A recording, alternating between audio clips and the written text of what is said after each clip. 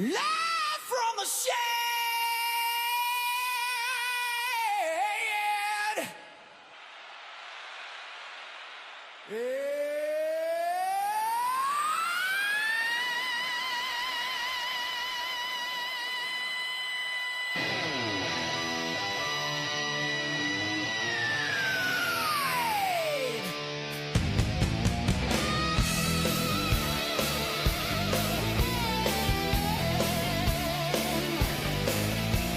Southern Fried Soundstage, you know we rock hard. Baby, out here, that's the only way. We're bringing all the good times. Southern Fried Soundstage, if you want to get crazy. Out here, that's the only way. We're bringing all the good times. All the good times. Southern Fried Soundstage. Southern Fried Soundstage. Southern Fried Soundstage. Southern Fried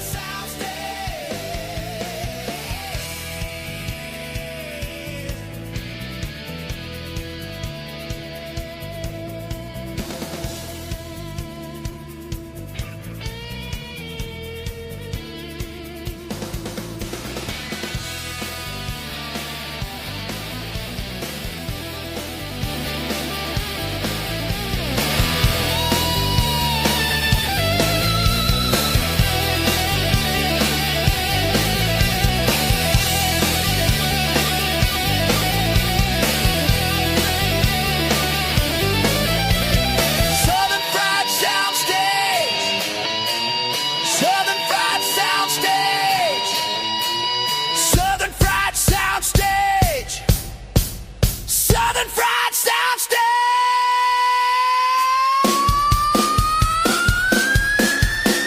Southern Fried Soundstage. Southern Fried Soundstage.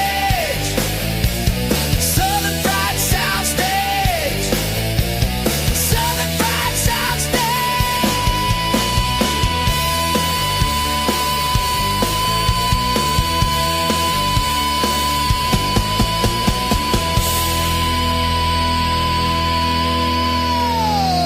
Oh, yeah.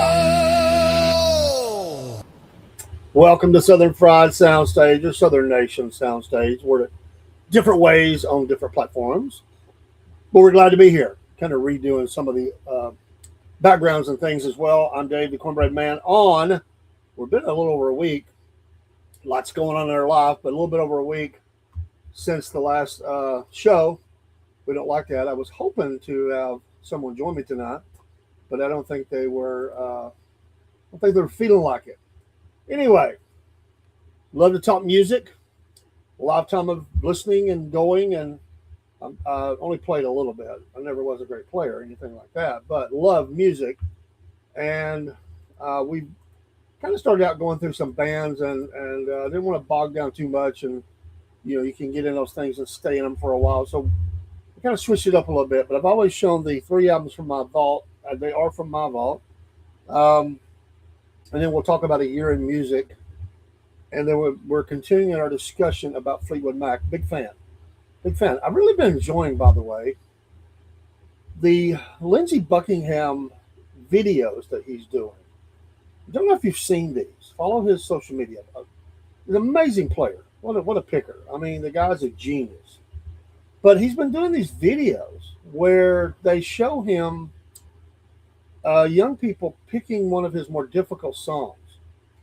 And he listens to it and he kind of gives comments. And he's been very gracious. It's got to be hard. I mean, that's your song, but you're listening to other people do it. I think it's great that he did that. I remember once during the horrible COVID time when they couldn't play, and a lot of artists started doing shows from home, their studios, stuff like that. And one of the things I really enjoyed during that time was and it was must have had a lot of attention because I was trying to watch it on my phone. I was doing my job traveling around, and I couldn't watch it. I really only got to really watch it the next day because you could buy it, then you could watch it several times, for the next few days. But he was coming from one of his studios, probably a home studio, if I remember right, and just him playing his songs and then talking about each song.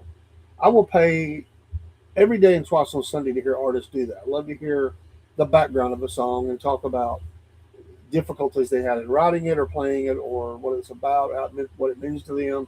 I love that kind of stuff. And so anyway, I don't know if you've seen that, but follow Lindsey Buckingham on because we're talking about Fleetwood Mac. So this is appropriate.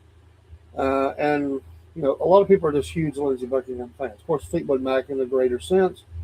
We're going to talk about, and there has been a thaw, seemingly, and he has said this. There's been a thaw. Of course, him and Stevie have had their differences over the years, but she led the charge to get him fired from the band. But he's done some picking around, I think, with Mick Fleetwood, and there's been a little, I guess, an olive branch extended. He says, nobody knows the future, but he believes that there will be something in the future that they can do some work with, and so he hopes anyway, and I would too, especially with Christine McVie having passed. It should remind you that life is short, and if you only have time, carrying bitterness and unforgiveness is not healthy anyway. And it seems to be a good place. He's happy. They had as we know, a very dynamic relationship. Um, he did some things he shouldn't have done. Um, I'm sure a lot of those things were fueled by drugs, but them together as a band was magical, very magical. All right, 3 albums from Days Vault. Who is it? Oh my goodness, what's his name? They have the show on Satellite Radio, Three Chords and the Truth, or something like that. The bass player from Guns N' Roses. I just went blank. See his face, I can't think of his name, and I know it. Anyway, it's not that. It's 3 albums from Days Vault. These are real albums. They have a story behind them usually. Now, in the vault might not be, and I've said this before, my best friend was murdered, and we always traded music, and we some things I had when he was murdered and some things he had, his collection disappeared. I have no idea what happened to it.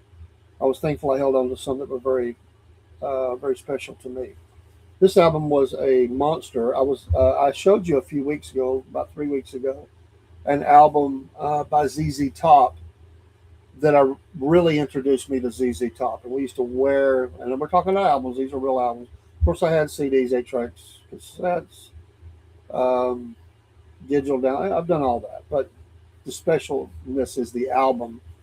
And we wore that album out along with some AC/DC and Def Leppard and Rod Stewart. A lot of albums. We had a lot of interest. But in a great year, because any year that this album comes out, and I was trying to remember exactly what year it was. I want to make sure I had that right. I was thinking 1 year off. I guess I'll probably listen to it more in '84. But in 1983, this wonderful album, and I saw them on not on this tour, but the next tour. The wonderful group ZZ Top. This album was a monster.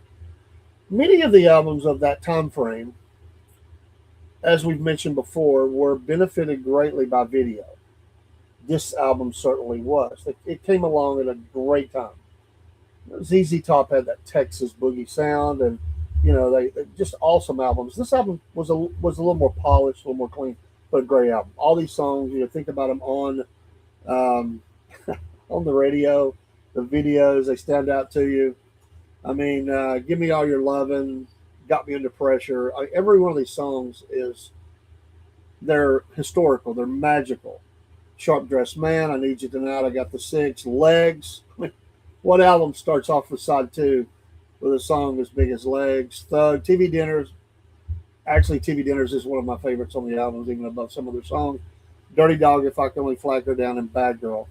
This album was produced by Bill Ham. Engineers were Terry Manning and Bob Ludwig, names you should remember. And all the songs were written by the band, Gibbons Hill Beard, and again was released in 1983. And I always here's the back. If I'm looking at the back, I was looking at that.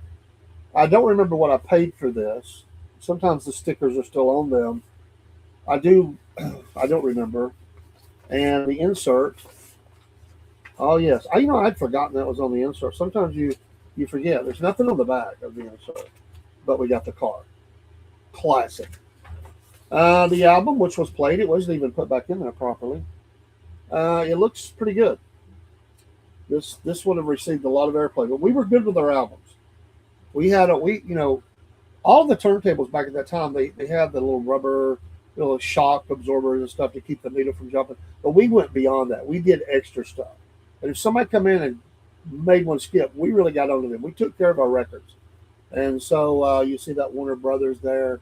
It's in good shape. It's a good album. It's in the vault. I most likely bought this. Uh, this probably was bought in a record store that I used to buy a lot of records at. It's been going for decades. It was not a well named one. It was a local one, but I used to go down there and it was called the Record Shop, if I remember right. And I bought a lot of albums for the cheap. Even new releases were like $9.99, $10 or something. That was the new releases, many cheaper. So I bought a lot of albums that were very affordable. But the great ZZ Top, the Eliminator album, what a great video, great album.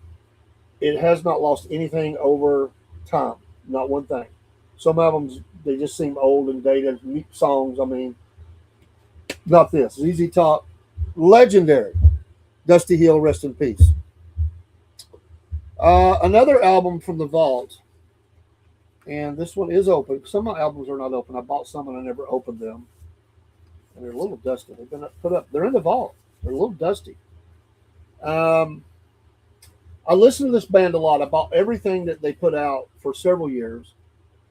I like the band. I like the lead singer a lot. I follow him a little bit on social media.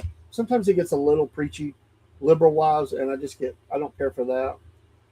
One of the best harmonies of a band ever, I think. I used to work with a guy, and I've said this.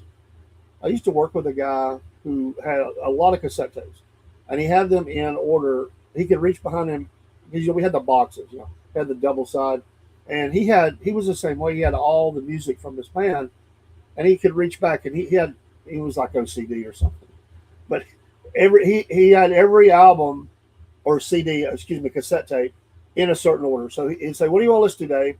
And if I threw something up, if he had it, he'd say, "Ah," and he'd say, "Let me turn it over. This is on the middle row, third in." I mean, the guy was amazing.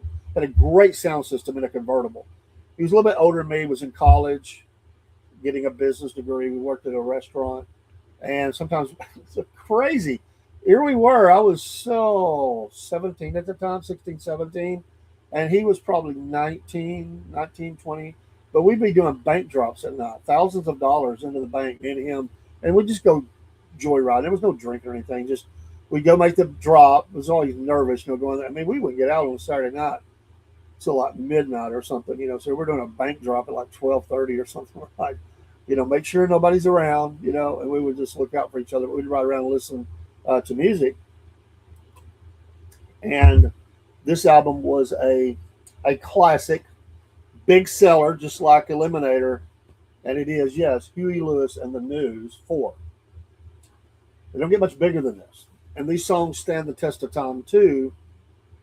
Side 1, Jacob's Ladder, Stuck With You, well known. Whole Lot of Lovin', Down It All For My Baby, Hip to Be Square. I heard that just the other day on satellite radio. I Know What I Like, I Never Walk Alone, Forest for the Trees Naturally, simple as that. But this was a time frame when they owned the charts. Great harmonies. I like the band behind him. It was great stuff. But and you can see the back. There's the back of the album. It was opened. Like I said, I was checking to make sure. The insert has a lot going on, and I always like that. So it's kind of like, one of the things I really like, and I've said this, whether it's a CD or whatever it is, cassette, it doesn't matter to me, is that they put the lyrics on there. And I like that. So there's the insert with the lyrics. And on the back, you get the information about the album, the group shot, and so you get all that. So definitely had some songs on here that made it way up in the charts. Whether they hit number one, I don't remember that. But this was an album that I really liked. I love their sound. I still listen to them. I love a lot of their songs. I mean, one of my favorites is I Want a New Drug. I love that song. Now, it's in the vault, but I certainly did not buy this album. Not to say I would. And it's the first time that I've showed you in the vault. And it's very special. I've never actually pulled this out. Wow. I've never seen this. I'll show it to you in a minute. The insert. I got to put the album back in it. It's nice to be able to say that. When I married my wife, she had just got a big sound system. I loved it. It was awesome. You know, a turntable. You could play cassettes. I think even CDs. Massive speakers. I loved it. You know. She was telling me her dad was he was killed in a trucking accident when she was 13 years old. So, you know, without going into details that probably shouldn't be shared, you know, a lot of times vultures come in. Her dad had a really good country music, and this is the first time I've covered a country music collection. He loved traditional, older country. Me and him would have got along. And some of the albums come up missing. Is my understanding, I may have the story wrong, but my understanding is they went to a flea market and found a bunch of them. And they knew they were his. He always initialed the albums. So what I said I said, she was like, I don't, you know, I want to see nothing happen to them. I mean, nobody really cares. So I told her that as long as I lived, I would protect them for her. I've never played them. To me, it's just something that needs to be left alone. So it's really Dave's fault, but it's my wife's fault as well. And he would always initial his initials, JB, they called him that, on the front. And this is one of them, and this is the legendary The Legend Lives Anew, Hank Williams with Strings. What an amazing album. You can see right here his initials. So when they went to the flea market, and somebody had got those and bought it, I said, hey, stolen merchandise. You're giving them back. Well, I understand. It has a little story on the back. Got the name again, the title. It tells the songs. This was released in, let's see if I can find it quickly. If it has it, sometimes they don't list that. And make sure they list all the people involved, of course. I don't see that on here. Let me see if the insert has it. But anyway, that's the back, the Hank Williams album. And this album, by the way, it has Kalijah, I'm So Lonesome I Could Cry, A House Without Love, Wedding Bells, I'm Sorry for You, My Friend, A Picture from Life's Other Side, Side 2, Lovesick Blues, You Win Again, Let's Turn Back the Years, They'll Never Take Her Love From Me, Men with Broken Hearts, I Don't Care If Tomorrow Never Comes, was the songs on this album. And again, it was never played by me. He played it a lot, undoubtedly. I want to tell you what, he took care of his albums. I never met the man, by the way. She was 13 when he died. I didn't meet her till, let's see. She would have been about 23, if I remember right. We dated 2 years and then married. I was 21 and she was 24. She'd been 22 and she was 24. If I remember right. I remember she's 25. I get that wrong. It has this one has, interesting, I guess it's a record company promotion. So on the insert, you get all that stuff on the outer cover. On the insert, they actually, I've never seen this. They actually advertise for other people on the label, I guess. So you get people like Roy Orbison and Connie Francis. And of course, Hank Williams Jr. himself. What else? They've got others on. Well, you've got Sam the Sham and the Pharaohs. Lou Christie, Herman's Hermits. I used to listen to them. David Rose, the Royalettes. So you see some of the groups on the insert. I've never seen that before. And it's a good way to advertise, though. Interesting. So, in this one, that's what it is. MGM release. It's never, I was going to see if I can see on here because they don't show the year. I have no idea what year it was. So anyway, that's three albums from Dave's vault. Never played. The others, by me. I'm sure he played them. You don't buy. I mean, I have some that never were never played for whatever reason. I don't remember, but I don't see a year on it. Um, so anyway, they they pull a collection around, and of course these songs go back away, but I don't know what year it was released. Billboard magazine music editor Paul Ackerman, I've heard of him. He gave the write up on this album. So let's see if it's right here. Some of this writing is so small. Golly. Progressive don't want to work with that. I don't see it. Anyway, there's probably a code there. I don't know. Probably a code. That's 3 albums from Dave's Vault. If you'd like to feature 3 albums from your vault, send me a video and or send me pictures or whatever you want to do. I love it. I love doing it.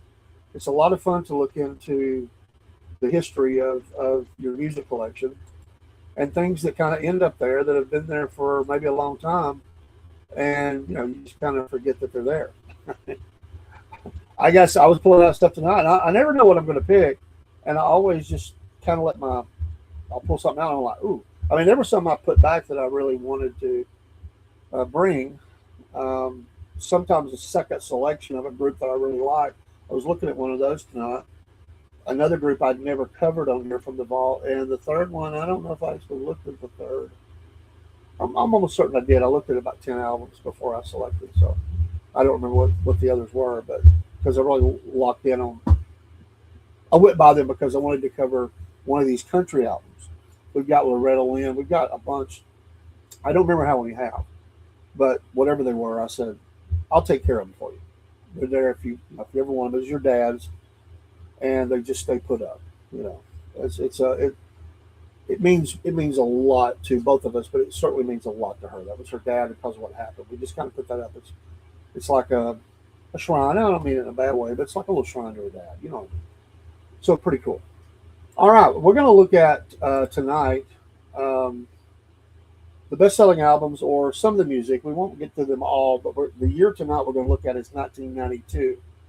Now, in 1992, music was going through a change. A couple of weeks ago we looked at 1983.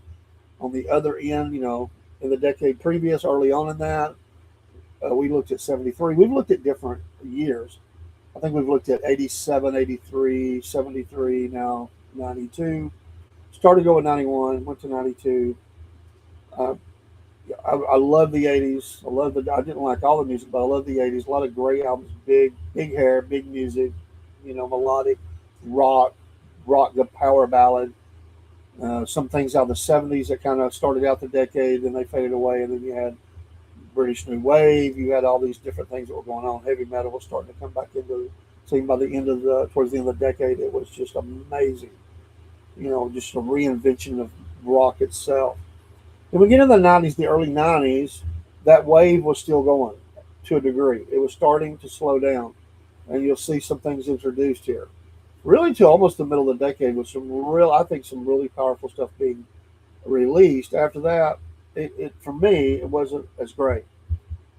Some of these will not be; they won't just be rock, but I'll mainly look at rock. But some of them will be all over the place. Because we're looking at and we're going to give you an idea of sales here. It's amazing when you look at sales. Nowadays, they can't get sales for albums. The albums are, it's all about downloads and single sales and album sales. But this is interesting. Still a lot of albums being sold. And I'm glad they're coming back to a degree. Album Day out there. And all the bands put out the Blu-rays and different top of album colors. And so there's a lot of energy into that and going back to that. Number one on the list for 92 in sales was the Bodyguard soundtrack. That was huge. All the songs off of that. This album sold 45 million albums. 45 million albums. That's unbelievable. I think that outpaces Rumors, which is one of the best-selling albums of all time. It still sells. It's crossed a lot of musical genres. A lot of different types of people would have bought this album. It was a massive hit. Whitney in her heyday, and just amazing. Number two, ABBA, Gold, the greatest hits. Wow, 32 million 32 million in sales. Wow, crazy. By the way, the overall rank for that Bodyguard was, they say overall rank is 4 here. And this is all time overall rank. In 92, number one in all of the 90s. The Bodyguard is number one. Number four overall, all time. Man, ABBA was number two in 92, number seven in the 90s, and it ranks as the number 20th of all time. Pretty dang impressive.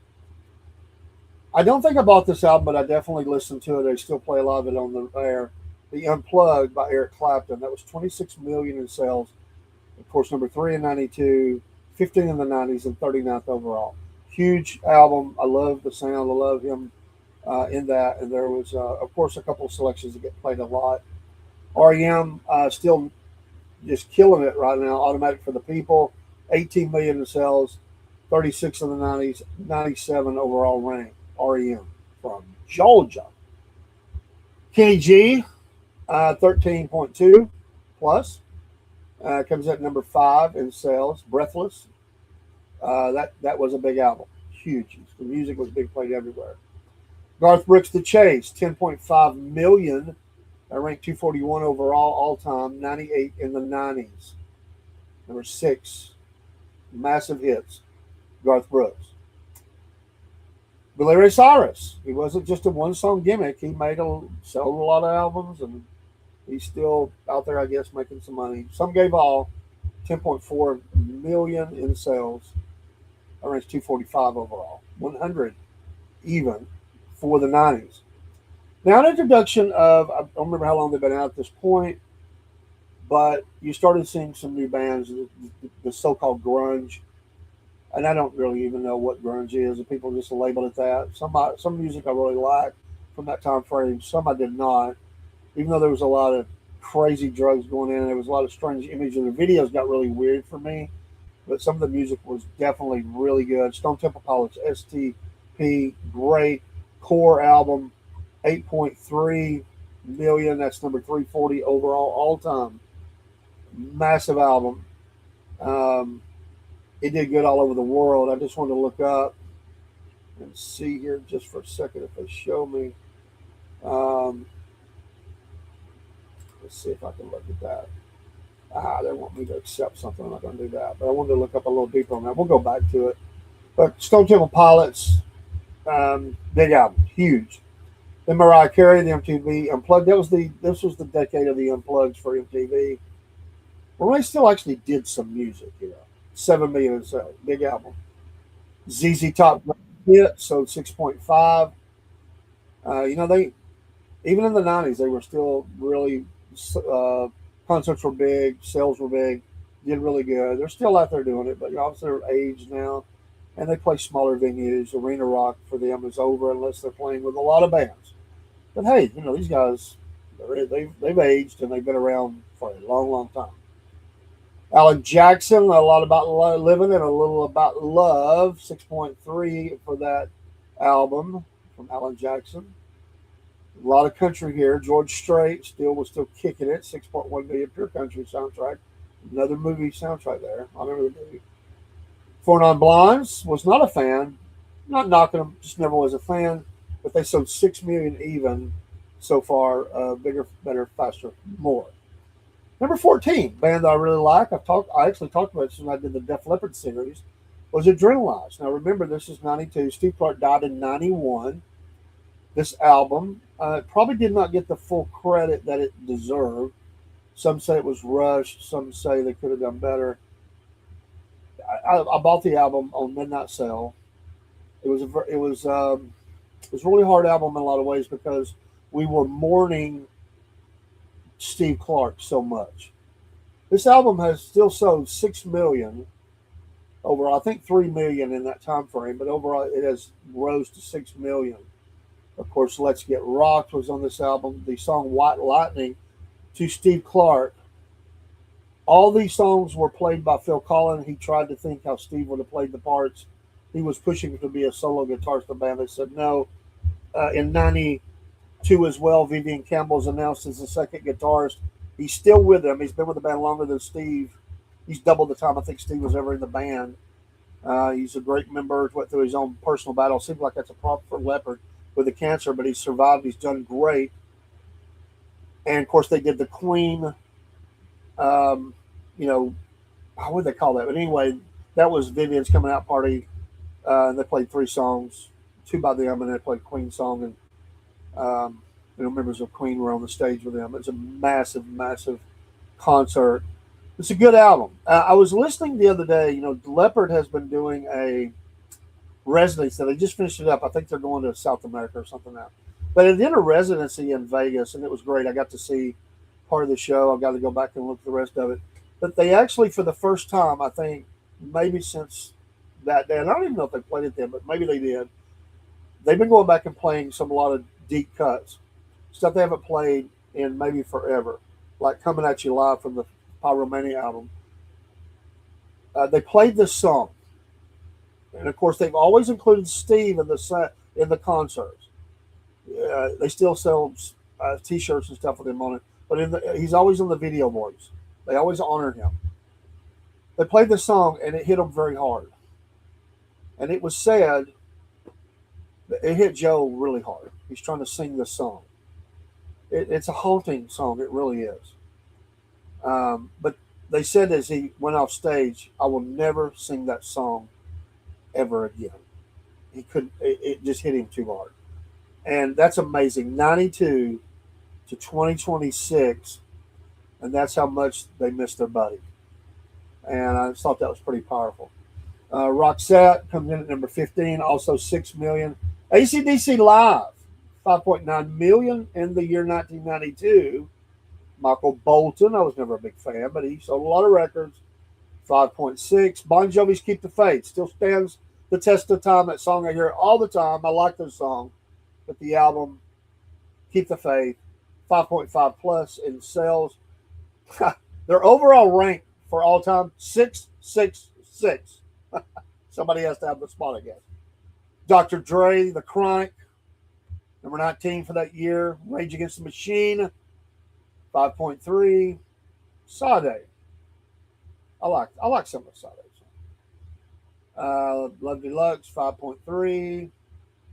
Vince Gill, I Still Believe in You, 5.3. Dirt, Alice in Chains, another one of those newer arrivals. They really burst on the scene. Always liked Alice in Chains. I don't like the lyrics, for Man in the Box. So I'll just be honest. But great, obviously they had some problems. The singer did. I saw them in Knoxville, Tennessee, with Ozzy and Suicidal Tendencies. Some of these here I've not seen. Of course, I've seen Leopard. I've never seen Garth or any of those, and AC/DC I never saw. Thank you, Broski, for the pumping those in there. Yes, but we're looking at 92. Alice in Chains, Dirt, massive album. It was number 23 for the year, 262 for the decade. Winona, she put out, so much solo. The Judge broke up, and she did 5.2. That family has so much drama, so much hurt, so much pain. Crazy.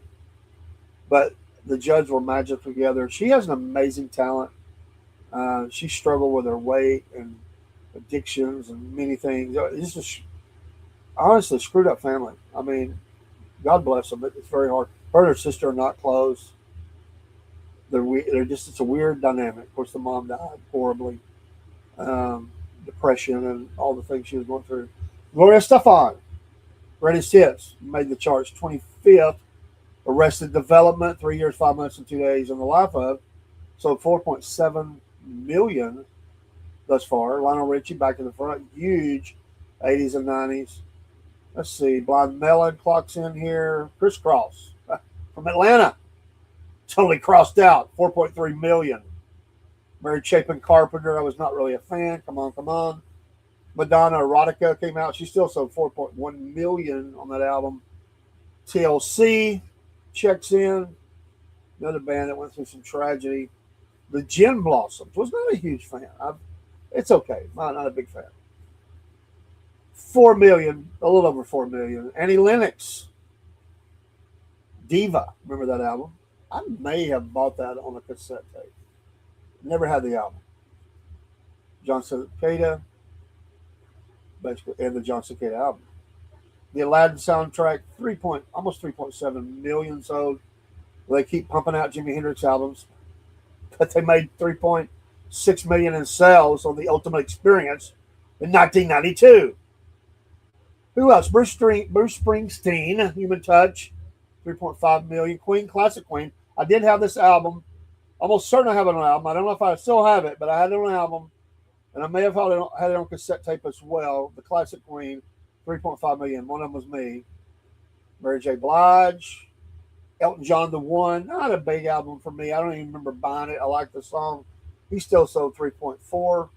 I used to go to Atlanta down on a lot, and I would go down on Peachtree Road, and Elton John used to live there, across, kind of a diagonally across from I think that was a Turtles Records, and I used to go in there. It was one of the record stores I would go in when I would go to Atlanta. And I was in there one day, and I was talking to one of the guys, because I'd go down there. This is the days, I would go down there. Uh, I'd make the excuse to go to Atlanta to go look at records, and I'd buy a concert ticket while I was there at the Ticketmaster. So a lot of these guys have seen me come in, fairly often. I mean, literally 2 or 3 times a month. I was in Atlanta going to these records. So they seen me. So I was talking to one of the salesmen, and he was telling me that Elton John had just came in like the day before or something like that. And Elton John's always an impulse buyer. He buys tons when he goes to buy. He just buys and buys and buys. His job was follow him around that day and keep up with all the stuff that he was buying. So he just bought tons of stuff. And of course, he's went back to England, if I remember right. But at that time, he lived in Atlanta, and he lived in the penthouse of an apartment, a ritzy apartment building, and he had the whole top floor or whatever, But they said he would come in there all the time, and he always bought like 50 to 100 CDs, albums, whatever, when he would come in. So he would come in however often he come in, he would buy a lot of music. I don't remember that band. Celine Dion, clocked in with Celine Dion. In Vogue, I remember them, boy. In Vogue. The Funky Divas. Garth Brooks again, Beyond the Season. Clocked in at 3.2. The man was owning it back then. Reba McEntire, It's Your Call, 3.1 million. Who else? I've skipped a couple because I just did it. It's not even worth it. Amy Grant, the Christmas album. Remember that album? Life's a Dance, John Michael Montgomery, big album, huge. Boomerang soundtrack, another movie. Well, they made a lot of the soundtracks to the movies were big in the 80s and 90s. Huge. 3 million plus in sales thus far. Bruce Springsteen, Lucky Town. I don't remember ever having that. Who else? Neil Young, Harvest Moon. I don't remember that album. There was actually a couple of selections that weren't bad. I'm not a huge Neil Young. I like Crosby, Stills, Nash and Young, but his stuff's okay. All right. Don't like the political crap, but Harvest Moon. There was some good stuff there. Maybe the last really good thing he ever did, to be honest. Katie Lang, Soul Asylum, Genesis, great album. Live, The Way We Walk, Volume 1, The Shorts. Who else here? Megadeth, Countdown to Extinction, big album. Almost 2.5 million, but 2.465 million. That ranks 1841 overall. 64 for the year, not bad, Dave. They have a new album out, kicking it. Says it's the last one ever from Megadeth. It's a big album, Countdown to Extinction. Bobby Brown. Bobby. Clocks in. Who else? Ugly Kid Joe, America's Least Wanted. Oh, it was a fun little band. I like some of their stuff. The remake they did of Cats in the Cradle, wow. I actually prefer it to the original. The original is awesome. It always makes me really, really think about my kids and stuff, and my grandkids. Foreigner, The Very Best and Beyond. So 2.3. Neil Diamond, Greatest Hits. A lot of Greatest Hits coming out. Tori Amos, remember her? I guess she's still around. I don't know, but she was big then. Little Earthquakes. 2.2. I actually thought that album was higher up the rank, but it was very well received. The Beastie Boys, Check Your Head. 2.2 million and 92. You like the Beastie Boys? Vulgar Display of Power. Pantera. I was not a huge fan or nothing like that, but a lot of people were. Freddie Mercury, of course, was making money off him after he died. Who else? Really quick, because we got to talk about Fleetwood Mac. The Neil Diamond Christmas album. No, I didn't buy it. Pantera clocking in that year as well. Cowboys from Hell, another huge album. Tears for Fears, Greatest Hits. The Black Crowes. You know, I was in Atlanta watching a lot of bands around that time that the Crows came out. I was actually following a couple other bands. I never got to see them in the clubs and stuff. They was already kind of, was kind of making it, and so they had, kind of was out of Atlanta a lot. But I was watching other up and coming bands. Atlanta's a great musical city, great city for music. And I used to go down, and there was a couple of bands that we followed. Some that were just probably always going to be forever. Some we thought forever Atlanta, local scene. But then others made it, like Driving and Crying. And this band was called Chain Gang, if I remember right. I thought they were going to make it. I love their sound. They used to be all over 96 Rock back in the day, if you remember 96 Rock. Let's see here. White Zombie. We clocked in at number 84. Ice Cube, 85. John Anderson, 86. Travis Tritt, Trouble, 88. I bought that album. Saw him in concert. It was probably that year as well. It might have been the year before. I can't remember. It could have been the Trouble Tour. I'm not sure. But me, my wife, a friend from work, and a lifelong friend who checks into the show all the time. We went to that show. Marty Stewart, they were on tour around that time. Nirvana, Incesticide, Elton John Greatest Hits, 10,000 Maniacs. I remember that album. Confederate Railroad. You remember Chris McDaniel was in with me, was in the band at that time. And then left, obviously went into ministry. I mean, he about had to for his health, but he started serving the Lord. Let's see if anything else stands out really quick. That was getting through top 100. Let's see. The Live at Wembley album, when it came in at 102. The Police Greatest Hits came out. A lot of greatest hits. Prince Love Symbol was out that year. Rock Said Fred. That came out at 114 that year. Bare Naked Ladies clocked in. All these albums are still selling over 1 million albums. I added all those up. It's a heck of a lot of album sales that these are. Red Hot Chili Peppers, What Hits? 1.4 million. Wilson Phillips, they were all over MTV. Almost 1.4 million. Share Greatest Hits.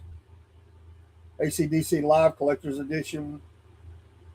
They always was putting out music. The Cure, Wish, 1.2. Melissa Etheridge, Never Enough, 1.1 million. It's amazing how many. Even the Alvin and the Chipmunks. Alvin and the Chipmunks. The soundtrack for The Last of the Mohicans got 1.1 million in sales so far from that year. Lori Morgan, Watch Me. I loved Lori Morgan back in the day. She sold 1.1 million.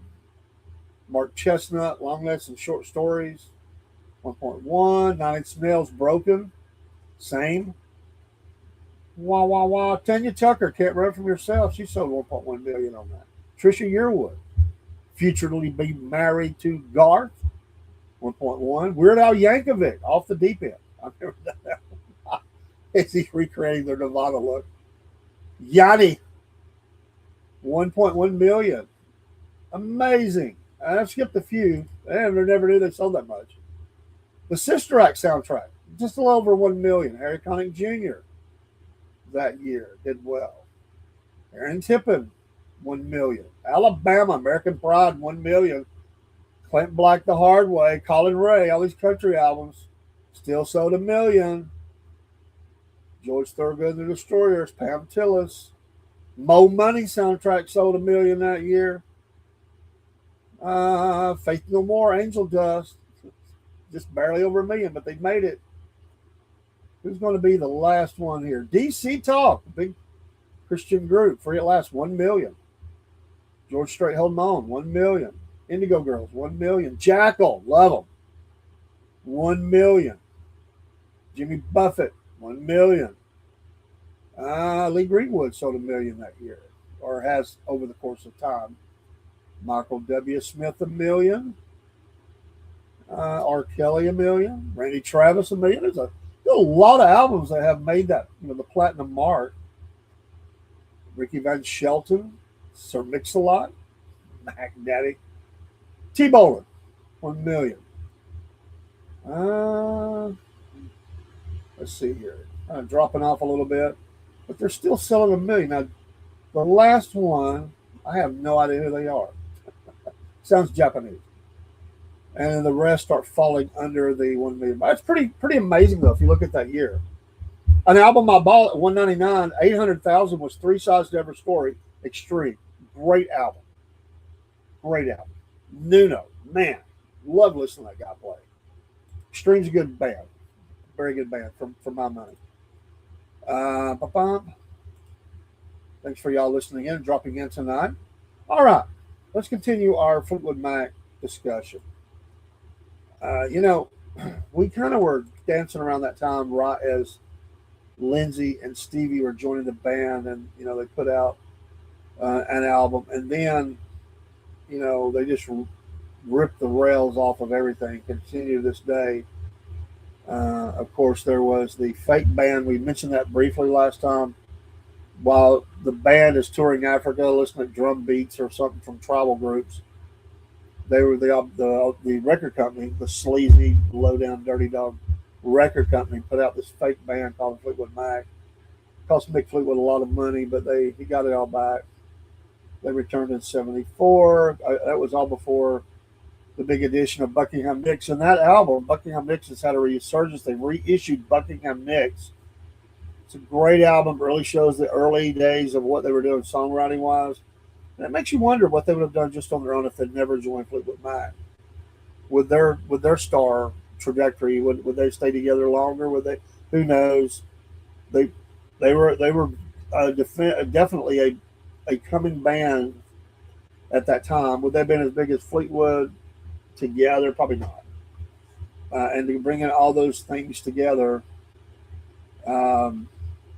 you got some, and right before they joined, Bob Welch. That's kind of where we left off last week or 2 weeks ago. Bob Welch was in the band. God rest in peace, Bob Welch. But he had some really, Sentimental Lady. I really liked that song. Mystery to Me was, the heroes are hard to find. There was a little bit of buzz around them. It was not a bad bridge between the blues background of Fleetwood Mac and what Bob Welch brought on board with Christine McVie and the guys. They were. It was going to be very different later on, but he was definitely a nice bridge. And of course, Mick and Lindsey met at the legendary Sound City Studios on a little bit of a fluke. But the story goes, he asked him to join the band. He said, "It's me and Stevie, or it's no deal." And he said, "Sure." I think he said, "Let me check with Christine." She liked the idea of another girl in the band, and the rest is, as they say, history. Excuse me. So in '75, this newly formed band with a lot of different kind of influences and stuff come together, and they released an album simply called Fleetwood Mac. This was the 10th album. Amazing. They'd already done so many blues albums and stuff. It was the 10th album that they had made. It became a huge hit. It got to number one and sold over 7 million copies. So it definitely was not like a bad album. Who's my favorite 90s groups? Man, I'd have to think about that, to be honest. I mean, off the top of my head, I would say I was a huge for '90s groups that I really recognize in '90s. Alice in Chains was right there. I did like STP. I don't know if I consider it a '90s band, but Driving and Crying. I was a big fan of Driving and Crying. Still am. The Black Crowes. I like their stuff. I don't like Dude too much, but they made some great music. Those are the ones I think off the top of my head. So. Big song out of this album, Christian McVie's "Over My Head." Love that one. "Say You Love Me," and then Stevie Nicks and Rihanna. And then one of my favorite songs of all time by them, "Landslide," is a favorite of a lot of people. So in '76, they get, a lot of things were breaking apart. Relationships were breaking apart. John and Christine, Stevie and Lindsay. A lot of things. Mick was going through a divorce, I think, at the same time from Jenny. And along this time, a lot of people didn't know till his autobiography, he had an affair with Stevie Nicks. She was very angry with him that he ever released that information. It was a secret on the road relationship, but they did have an affair. So they had this big 7 million album, which it's amazing they sold 7 million albums, but they got the big follow up. And man, they were going through a lot of the white powder around this time. I mean, a lot of the white powder. It's amazing they got done what they did. But the Rumors album comes out. There were more songs that should have been on it, but due to space of an album, they couldn't put them on there. One of those was kicked out with Silver Wings. You know what Silver Wings is the name of it? Silver Wings. By Stevie. She wanted to give the proceeds of that song to her mom. Was angry. Finally did it years later, but she was very upset for a long time about that. Four top 10 singles. Lindsey Buckingham's "Go Your Own Way," which would really tick off Stevie when he sung that. But hey, they were rolling the dough. Stevie Nicks, number one, "Dreams." Christine McVie's "Don't Stop and You Make Loving Fun." And Buckingham's "Secondhand News." I like that song. Nicks had "Gold Dust Woman." And of course, "The Chain." Oh, great song. Great song. And that was the only song that was written by all five band members. Um, and to date, Rumors has sold over 19 million copies. I thought it was more than that, actually. 19 million copies in the U.S. alone. Maybe the rest of them are around the world. Oh, yeah, here it is. 40 million worldwide. I'd heard that number, 40 million worldwide. It is the eighth on the list of best-selling albums of all time. And, of course, they went on tour, and it was a massive hit. The relationships were all breaking apart. Um, but they made a bunch of money. And so then you've sold seven. You've sold at the time 19. I don't know what it sold in that year, which was millions. They dwarfed anything they did, doubled, more than doubled what they had made with the Fleetwood Mac album. And then they come back in the studio, and it becomes a huge album. Lindsay is producing, and he just tried every little thing, and he kind of drove the rest of the band crazy. But it did have some big hits, and of course, the biggest thing was that Tusk song, and they used the USC marching band. They still have a connection to this all this time later. Christine McVie's "Think About Me" was also a big hit, and the 6.5 minute song by Stevie Nicks, "Sarah." There's uh, there's a lot. I mean, Lindsay was trying to he was trying to do it again. It's kind of like you have a masterpiece, you're trying to not do masterpiece deuce. You want something that goes beyond, stretches the band. I think Lindsay was trying to do that. He's kind of a mad scientist. He's a brilliant, but he's as a producer, I mean, he drove them crazy. They said he would do all kinds of crazy stuff, singing, laying down on the floor, the way he mic'd certain things up. It's got a lot of good songs on it besides the hits, but there's obviously places I think there's probably misses, and it uh, it did not have.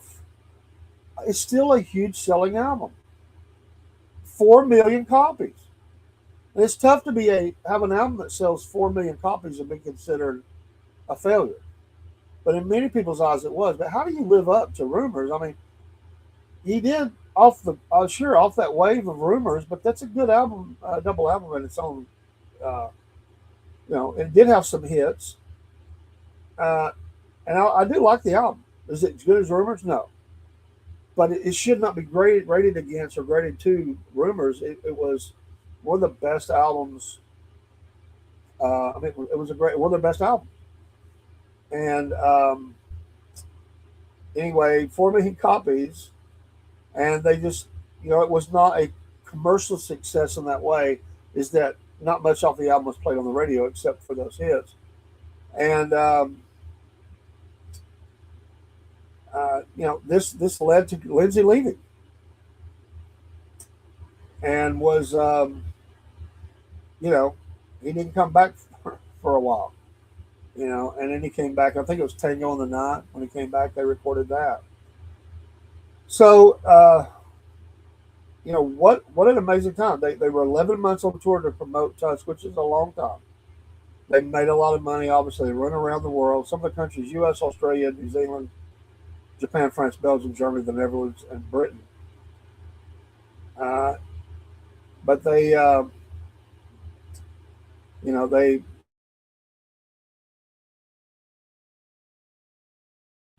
just once you do something like that, you can just keep putting records out and touring, and that's what they did. Mirage come out in '82. Of course, Stevie Nicks started doing some of her solo work. Really like that stuff. Some of the other band members as well. Lindsey got into his solo stuff, writing songs for movies and stuff like that. So in that way, it can't be a failure because it led to all of them doing even more stuff. And the band's legendary status is always there. The Fleetwood Mac, even minus Christine McVie, announced right now they were going to do a worldwide tour. That tour would probably sell out. That's how strong that they are.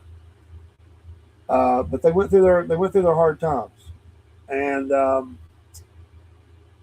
yeah, the one album they did together was Tango in the Night '87, and after that it was people were in and out, especially Lindsay. But uh, I like the song "Little Lies," "Everywhere." These were good songs. Seven Wonders, "Big Love," "Family Man." I mean, it was a good album. I like that album. But then Stevie left, Mick, left, or Lindsey Buckingham left, and there were other people that came in. And isn't it funny that every time that Lindsey left, because of his finger picking style and playing the two kinds of chords, in one instrument, just they'd have to get two guitars to do it. Um, they usually got what's his name from Tom Petty band, I know who, Campbell, and there was another guy, a couple of other guys that were played, and the rest is kind of history. But what an amazing journey that they had, and what an amazing group of songwriters: Christine McVie, Lindsey Buckingham, and Stevie Nicks. Um, Magic in a bottle. They they have influenced until millions of people, and they were just a perfect together. They really were perfect. Their sound was great. They had everything you would want. Lindsey could play anything. He could finger pick anything. He could go heavy if he wanted to. He could go really light. He could play different styles, different genres. Mick, heavy drums, but knowing when to go light. The beautiful songbird Christine McVie and her work, and then the gypsy Stevie, and John McVie playing the back there and keeping the time with Mick. The one that stands out the least, but was very involved in recording processes. He kind of kept people going and moving. He was very much about the work, but very well respected bass player. Had his problems with the alcohol as well, but amazing. Fleetwood Mac. We'll choose a new band next week, but Fleetwood Mac, one of my favorites. They still play. They're played all over the radio as they should be. Obviously, they don't go back and get the blues standards. I went back and bought all that, the collection of all the blues uh, music that they did with Peter Green and all that. People that really like the classic Fleetwood Mac, they wouldn't even recognize them back then.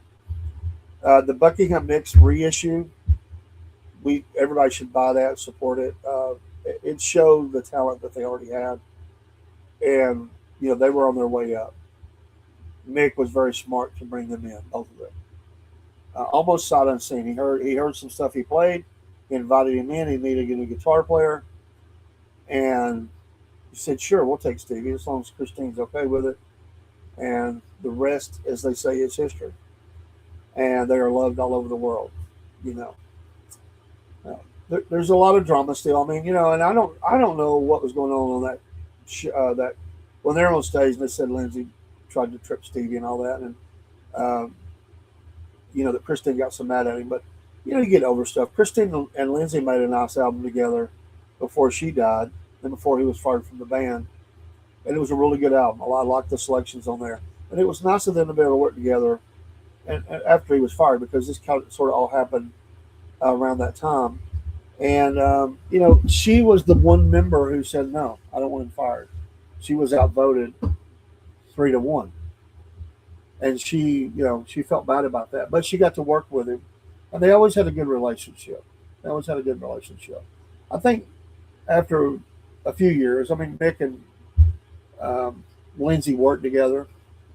Well, a lot of people don't know is Lindsay and his wife flip houses in California, and we're talking about multi-million-dollar deals. They'll buy something up. She is very good at the interior decorating and designing and all that. They will spend the money, make it into a masterpiece, and then sell it. So they make a lot of money. Of course, Lindsay had these health problems. Massive, he could have died, and then he was able to get through that and sing. But if as I said at the beginning, if you don't get a chance, if you get a chance, watch Lindsay's little things on his social X. I think is what I watched it on. Watch him as he um, listens to young people play songs of his, and he critiques that. Wonderful stuff. I like that. I like them all as individuals. I like them all together. And I don't know. I guess Lindsay's my favorite just because I like all this. I mean, he could go write something like the Vacation song, and then he writes some other stuff. I mean, he's just all over the place. His talent is immense, but he's a salty kind of guy. He's one of those. He's not a big smile all the time kind of guy, but he is at the same time very gracious. I'd say he's hard to work with at times because he is one of those definitely. Artists are hard to work together anyway, are hard to work with, and he has particular ideas of what he wants. He's one of those that sees the vision, and he has a hard time when other people can't see that. But they were very talented in their own right, and they proved it. And Stevie had the biggest solo career, undoubtedly, and she's had an amazing career. Worked with a lot of artists: Don Henley, Tom Petty. You know, she's a hit maker, and no matter what she puts her hands on, she's amazing. And it isn't amazing that Biscuit Boy met her. That cracks me up. I never knew that about him. Dude, I've never heard that story. Anyway, that's the Southern Nation Soundstage tonight. We'll be back hopefully next week, and we'll do it again. And it's a new month of shows. Now, April Fool's Day, which I never really celebrate that. First day of April, April showers. We're going to be hitting it really hard. Um, we're going to replay some interviews that we've had recently. I will be back in the morning. I missed this morning. I'm sorry. I was really helping my wife. I was really tired last night as we got done. I was sort of by myself early this in the night. People were home or at work, and we were late getting to bed. And I just couldn't drag myself up. So I apologize. Be back in the morning though with the Cornbread Man Morning Show. Tomorrow night, me and Biscuit Boy together. We'll definitely Cornbread Nation, probably Wolf Nation. Um, and then Friday night we have another driver that's going to be on. We're going to be talking to another or someone connected to racing. Saturday's open. We do the Cornbread Man and Biscuit Boy. You too, Brusky. The Cornbread Man and Biscuit Boy morning show, and we'll get back in there. There's a lot of little shows that's going to click in, and I'm going to get back to the history show this week. We're going to bring back the Southern Fried Vent. I haven't done that in a while before the split. Right around the time of split was the last time we did it. I'm going to bring that show back, and we've got so many things cooking. We're trying to get a lot of things in place. We've got some new shows and features that we want to do or additions to shows. So thanks for your support. We appreciate it. I want to say I really appreciate the kindness of Claude Haggerty, to the graciousness that he is. He's reached out again. This guy is amazing as a person who shows race teams or whoever how to be fully funded for sponsorship. He's an amazing guy. Our friend Terry Calhoun from down in what was Terry, Toccoa, Georgia. Uh, he's put us on the side of his truck with these other sponsors. He didn't have to do that. Such an amazing guy. We now have a great relationship going forward. Me and him talk basically every day, and he's just such a fine fellow. And there are others as well. We appreciate every one of them. They will all be back on at some point, and we have many more coming. And we have developed rate Facebook pages for the Dirt Report, the Racing Show, the Southern Patriots podcast, and Wolf Nation all have their own Facebook pages, and we're growing those so we can put exclusive stuff there as well. But hey, thanks a lot for being here tonight. God bless you. Don't think I'll be back on. I'm a little tired, so I didn't do but one show today, but we'll hammer it tomorrow, big time. And we'll see you soon. Let's get the music keyed back up. If we get feeling wild, I'll come back and do just late news. The president was speaking tonight. I didn't get to listen to it, so I want to go hear that. It's another reason I probably won't come back on. I want to hear his words tonight and what he had to say about Iran. I've heard some information from what he was supposed to say. I want to go pull that up and listen to it and check out some sports as well. Spend time with my wife. God bless you all. We appreciate your support. Pray for us, and we'll pray for you. Southern Friday!